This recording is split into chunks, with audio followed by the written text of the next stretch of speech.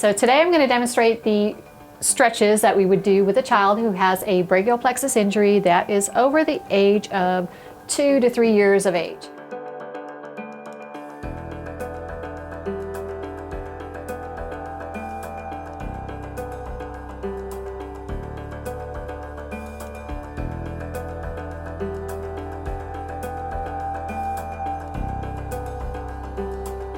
All right, so we're going to start with the shoulder flexion stretch, and that is basically where we take the arm and we lift it straight up.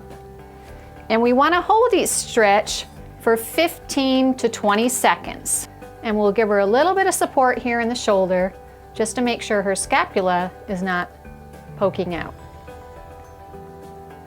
And then we come back down and we do each stretch very slowly, so that we make sure we're getting their maximum range and it's not painful. Okay, now the next stretch is going to be the shoulder abduction stretch, where we bring the arm out to the side and then all the way up. And then we bring it slowly back down. Then we have what we call the horizontal adduction, or bringing the arm across the body. And this is to make sure that we're keeping that shoulder capsule loose.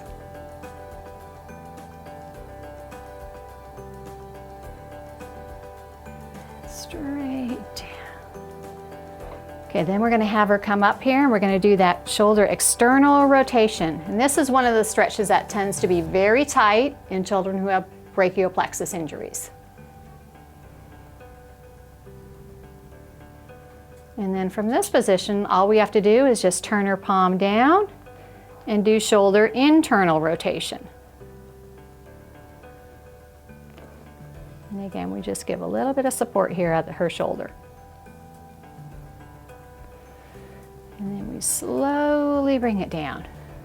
Another one that we can do for shoulder internal and external rotation is to have her elbow out of her side and then just bring her hand to her tummy for internal rotation. And then bring your hand out to the side for external rotation.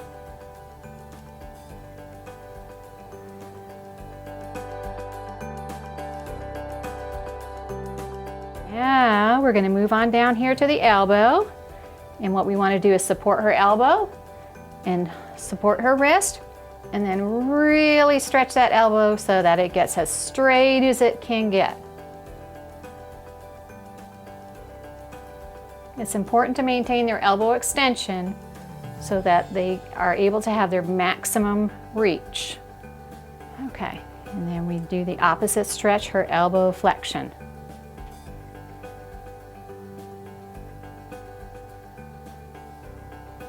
Okay, and then from there we're going to slide her arm up, and then we're going to ask her to lift her head up a little bit, and we're going to put it behind her head, and we're going to do a triceps stretch.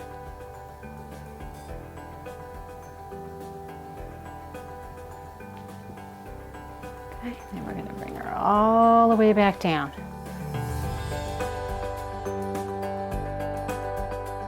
Okay, now we're going to move on to the forearm. And we're going to start up with our supination. And that, again, is another one of those range of motion that children with brachial plexus injuries tend to have trouble with. They tend to be very stiff and tight. Okay, so we kind of give them a handshake, and we gently turn, turn, turn, turn, turn. And then we want to hold it when we feel they've reached their maximum. Okay, and then still in the handshake, we're going to turn their palm down for pronation.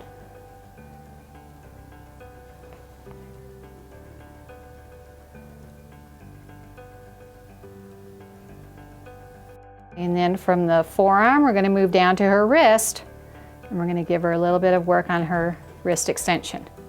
So we kind of support her here at the wrist, put our fingers in her palm, and then we gently will stretch that wrist in extension.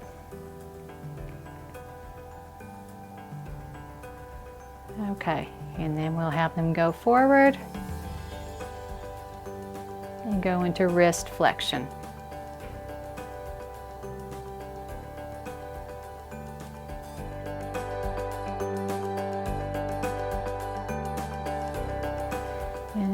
do each of the fingers.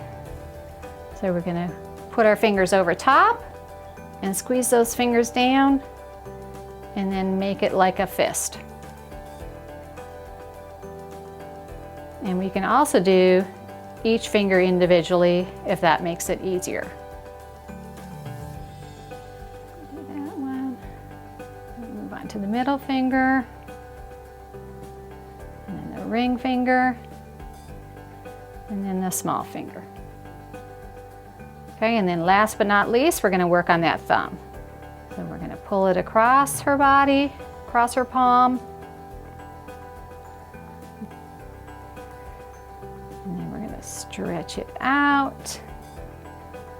Make sure she's getting a good web space in her palm.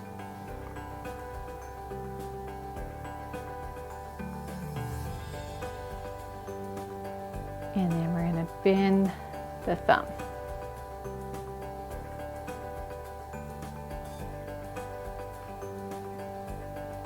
Okay.